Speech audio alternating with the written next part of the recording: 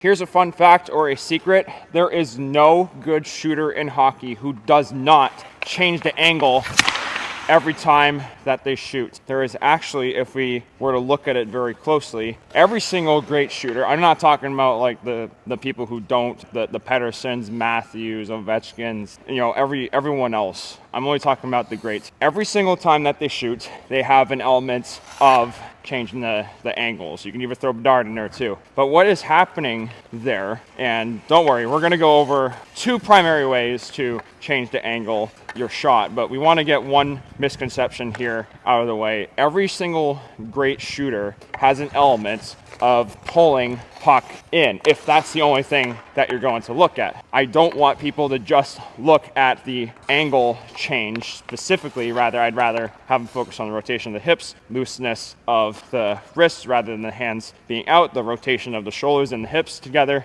and that is actually more important than just changing the angle, because if you get all those mechanics down nice and sound, the changing of the angle comes naturally, and that's that we want. So that's the first thing to establish when you're trying to change the angle on your shot, is that your mechanics, if they're good, if you're just like all these other great shooters I'm going to list here, if they're good mechanics, if you have good mechanics, you're going to change the angle on every single shot that you take automatically. The second thing is, well, what are those two ways to change the angle? Pretty much it is as simple as this. You either go this way or you go this way.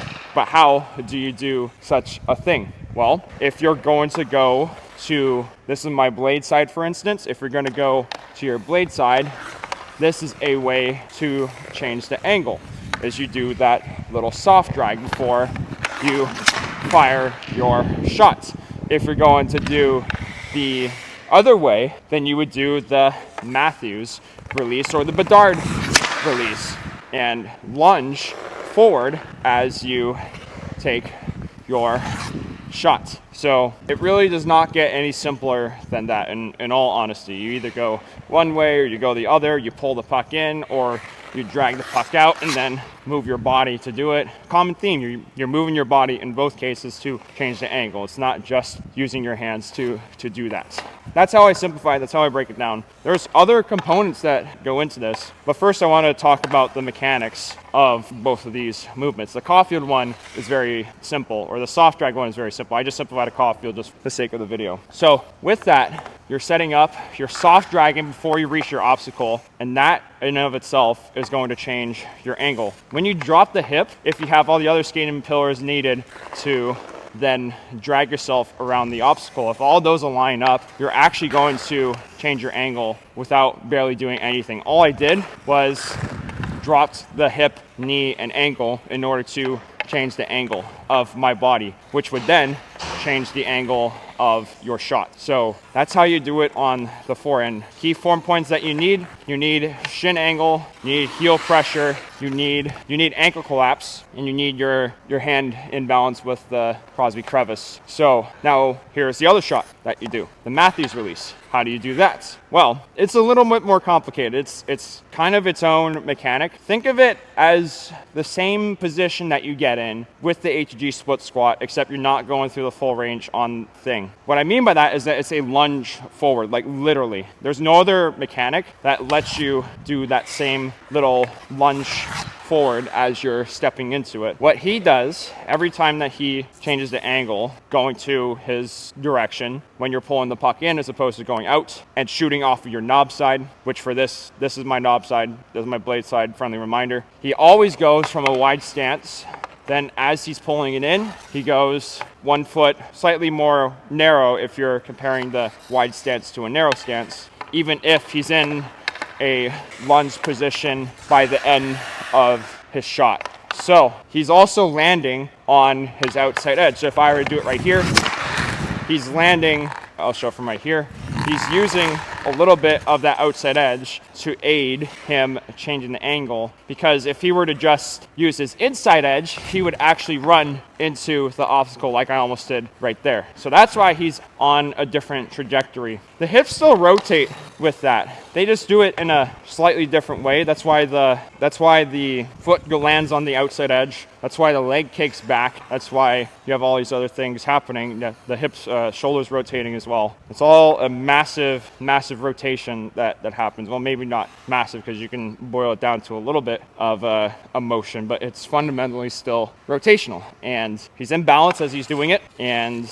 that's the very cool thing. Obviously shown to be very, very effective. Like he does it almost as often as he does his quick release. Now I want to showcase two other alternatives to these changing of the angle. You're going either blade side change the angle or knob side change the angle. And they involve actually skidding along the ice when you're almost stationary, because that is one of the most dangerous ways to score goals and very underrated way to score goals. Guys like Elias Pettersson are very good at this. Before we get into that, I want to tell you that I have 2 remaining custom online one-on-one coaching if you're looking for exactly that. I do both on-ice workouts as well as off-ice workouts. What do I mean by on-ice workouts? You have an actual structure of sets and reps with every single workout that you do. It is customized to your personal needs and what you're looking for, exactly the same way that you would have a customized plan inside of the gym. And here is many of the success stories of people who have used that same system.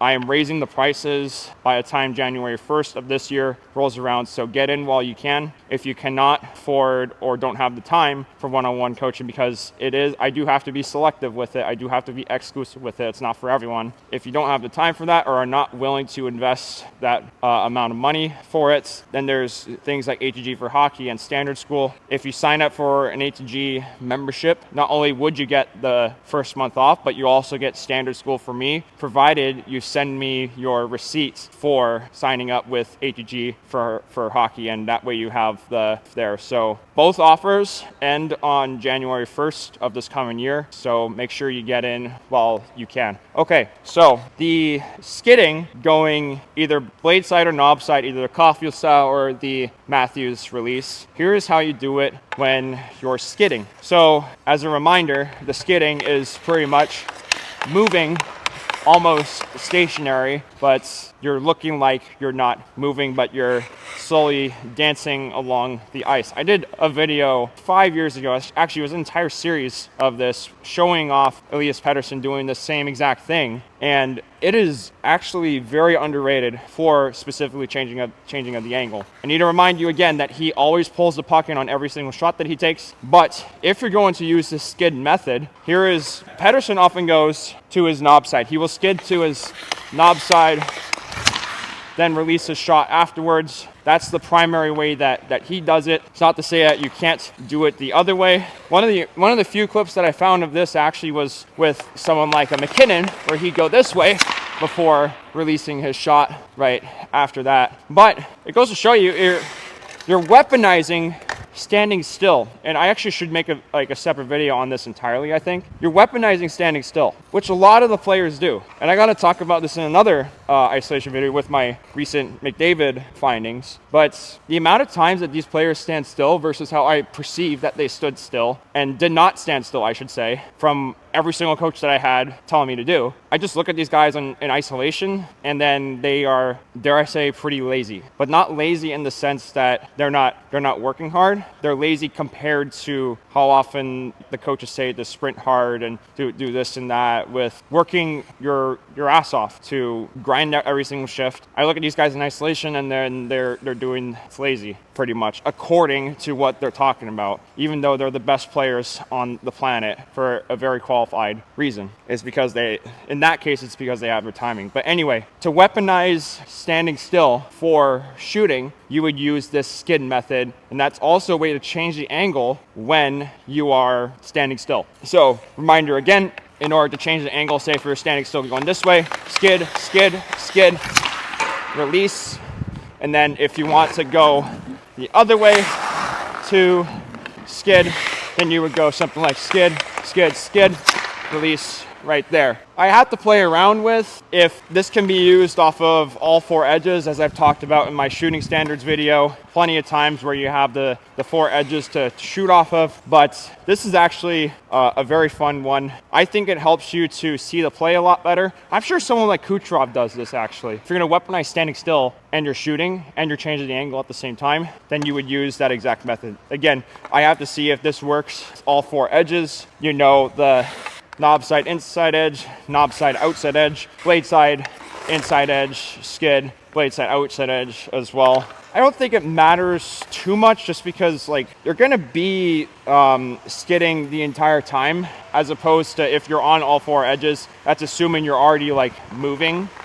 And the reason for shooting off of all 4 of those is to balance yourself onto those edges and keep yourself stable so that you can get more rotation on your shot, which would give you more power on your shot. So that's the reason behind that. Anyway, I would have to experiment with that a little bit more. But one more reminder, if you're gonna weaponize standing still for changing the angle, you would skid very slightly, release right after that, and then it would be the same exact thing going the exact other way, as long as you hit the net too. Anyway, that's the truth behind angle changes in hockey. Very, very simple. You're going one way or the other. You can do it either moving or standing still.